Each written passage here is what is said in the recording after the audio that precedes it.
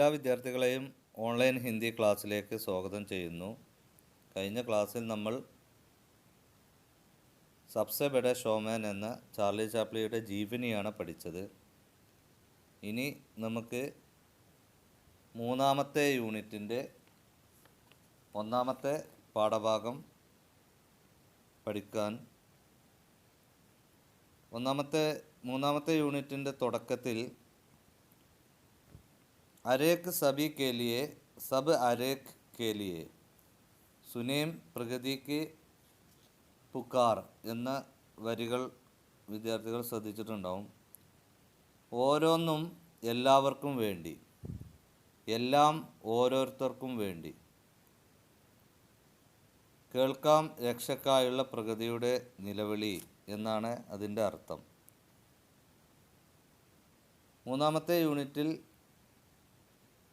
പുരോഗമനവാദിയായ കവി നാഗാർജുൻ്റെ കവിത അകാൽ ഔർ ഉസ്കെ ബാദ്, അതുപോലെ നോവൽ ചക്രവർത്തിയായ പ്രേംചന്ദിൻ്റെ ഠാക്കുർ ക കുവാം എന്ന കഥയുമാണ് ഉള്ളത്. അതുകൂടാതെ ആനന്ദ് ഗംഗോലയുടെ ഏക് താൽ ചാന്ദ് ബര എന്ന ഒരു ചെറിയ കഥ കൂടി ഉൾപ്പെടുത്തിയിട്ടുണ്ട്.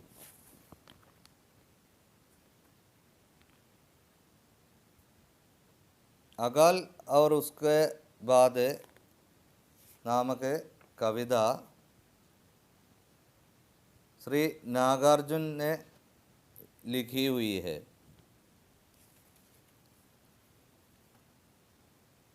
श्री नागार्जुन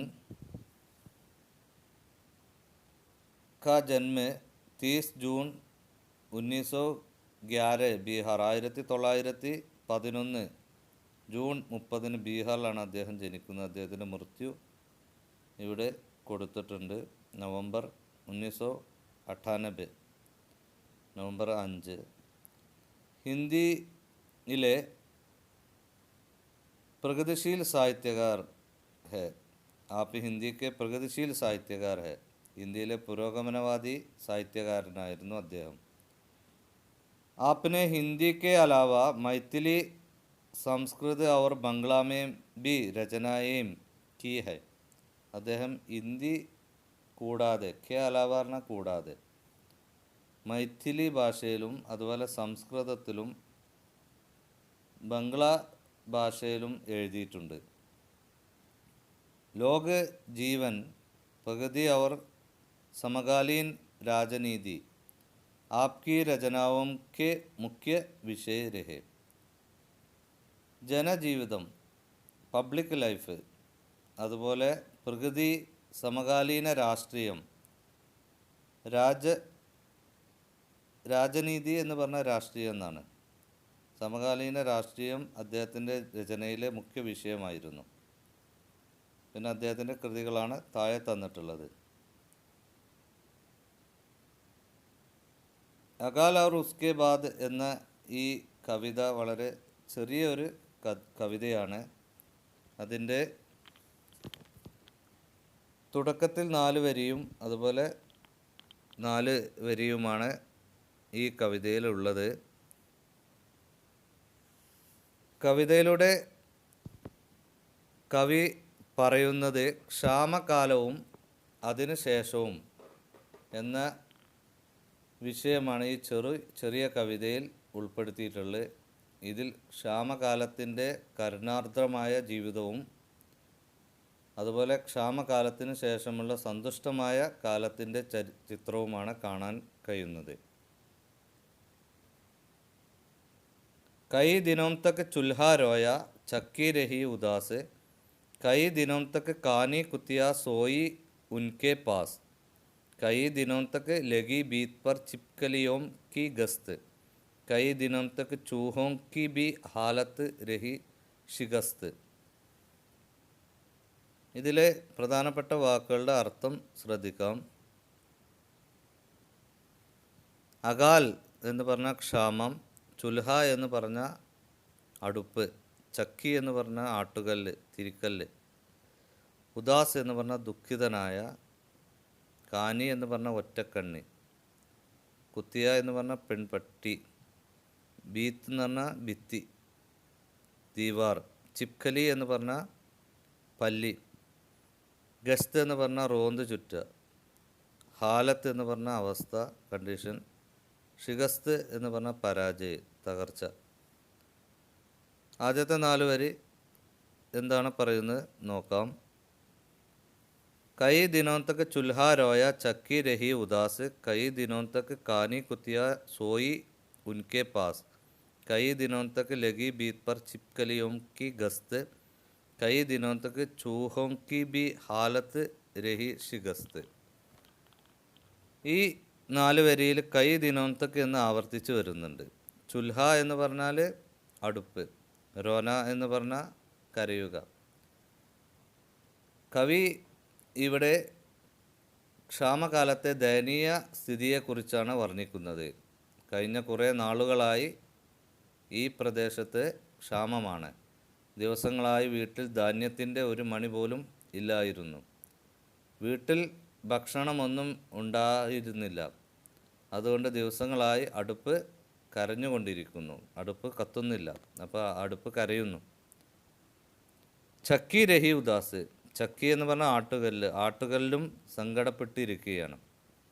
വീട്ടിലൊന്നുമില്ലാത്തത് കാരണം, ധാന്യങ്ങളൊന്നുമില്ലാത്തത് കൊണ്ട് ആട്ടുകല്ലിന് പ്രവർത്തനം നിലച്ചിരിക്കുകയാണ്. അതുകൊണ്ട് ആട്ടുകല്ലും എന്താണ്, ദുഃഖിതനാണ്. കൈ ദിനോന്തക്ക് കാനി കുത്തിയ, കാനി കുത്തിയ എന്ന് പറഞ്ഞാൽ ഒറ്റക്കണ്ണൻ പട്ടി എന്ത് ചെയ്യണേ, സോയി ഉൻകെ പാസ്, ഉറങ്ങുകയാണ്. എന്തിൻ്റെ അടുത്ത്? നേരത്തെ പറഞ്ഞ അടുപ്പിൻ്റെയും അല്ലെങ്കിൽ ആട്ടുകല്ലിൻ്റെയും അടുത്ത്. ചിത്രത്തിൽ കുട്ടികൾ കാണുന്നുണ്ടാവും. പിന്നെ പറയുന്നത് കൈ ദിനോന്തക്ക് ലഗി ബീത് പർ ചിപ്കൊലിയോം ഗസ്ത്, കുറേ ദിവസങ്ങളായി പല്ലി ബീത് പർ ദീവാർ പർ, ചുമരിൽ എന്ത് ചെയ്യണം, ഗസ്താണ്. ഗസ്ത് എന്ന് പറഞ്ഞാൽ അലഞ്ഞ് നടക്കുകയാണ്. ഒന്നും കഴിക്കാൻ കിട്ടാതെ, പ്രാണികളൊന്നും കിട്ടാതെ അത് അലഞ്ഞ് നടക്കുന്നു എന്നാണ് പറഞ്ഞ്. റോന്ത് ചുറ്റുന്നു, പെട്രോളിങ് എന്നാണ് ഗസ്ത് എന്ന് പറഞ്ഞ അർത്ഥം.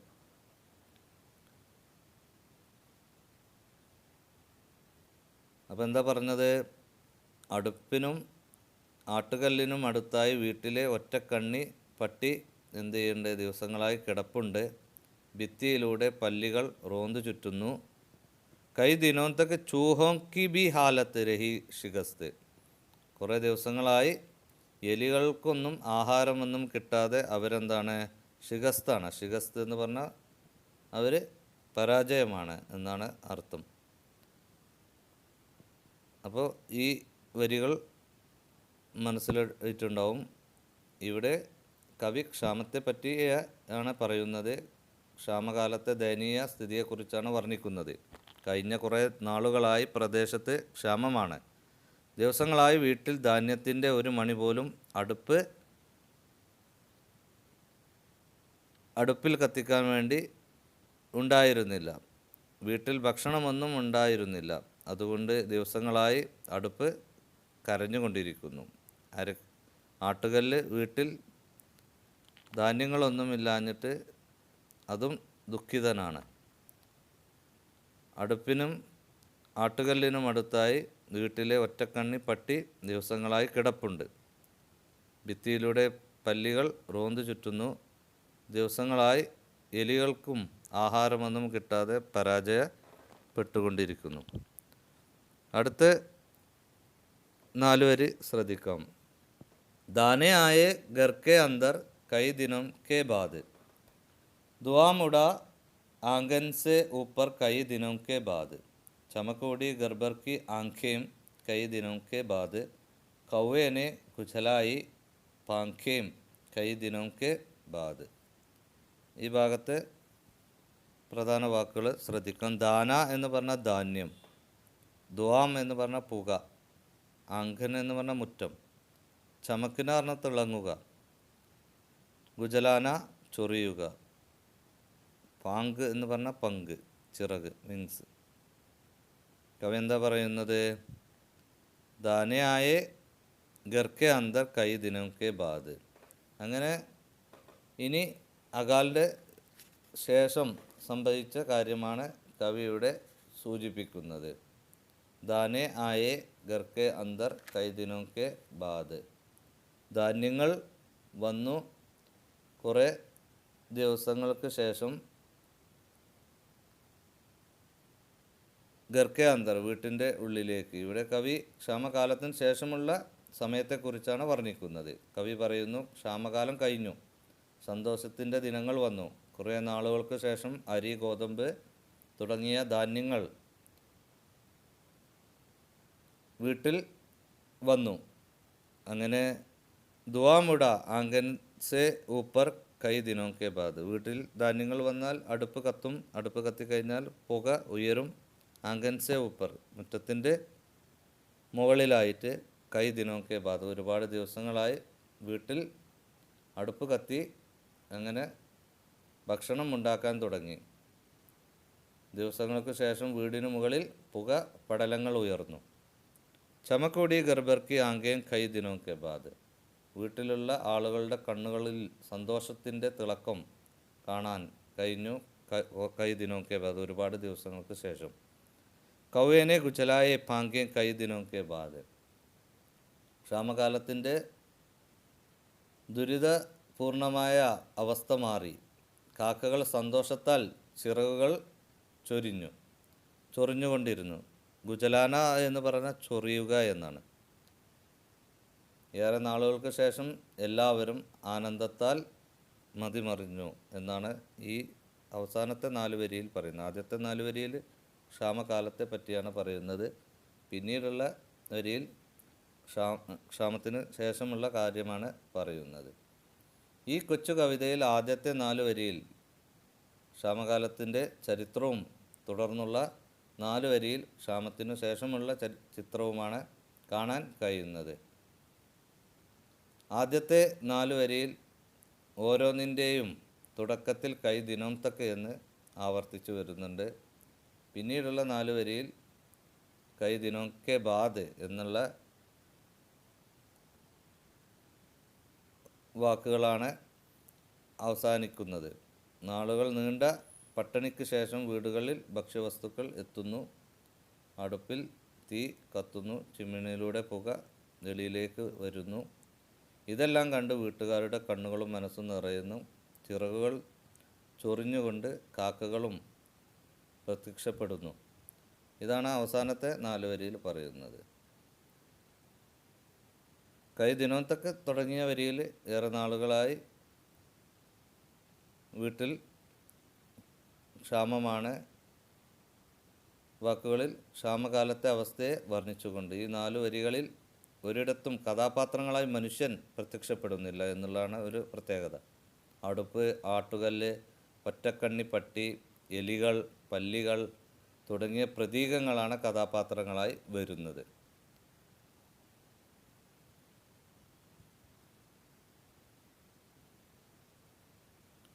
ഇനി ഒന്നാമത്തെ പാഠഭാഗത്തെ പ്രശ്നങ്ങൾ നോക്കാം. ഒന്നാമത്തെ ചോദ്യം ശ്രദ്ധിക്കാം. पढ़ें और चर्चा करें. कई दिनों तक चूल्हा रोया, चक्की रही उदास, कई दिनों तक कानी कुतिया सोई उनके पास. चूल्हे का रोना और चक्की का उदास होना इसका मतलब क्या है എന്നാണ് ചോദിക്കുന്നത്. നമുക്കറിയാം अकाल के दिनों में घर में अनाज का एक दाना भी न था. इस भयानकता के कारण चूल्हा मानो रोता रहा. घर में चूल्हा जलाने की आवश्यकता न थी. उसी प्रकार चक्की में पीसने के लिए भी घर में कुछ नहीं, इसलिए चक्की भी उदास है. അടുപ്പിൽ കത്താൻ ധാന്യമില്ല, അടുപ്പ് കരയുന്നു. അതുപോലെയാണ് കവിക്ക് തോന്നുന്നത്.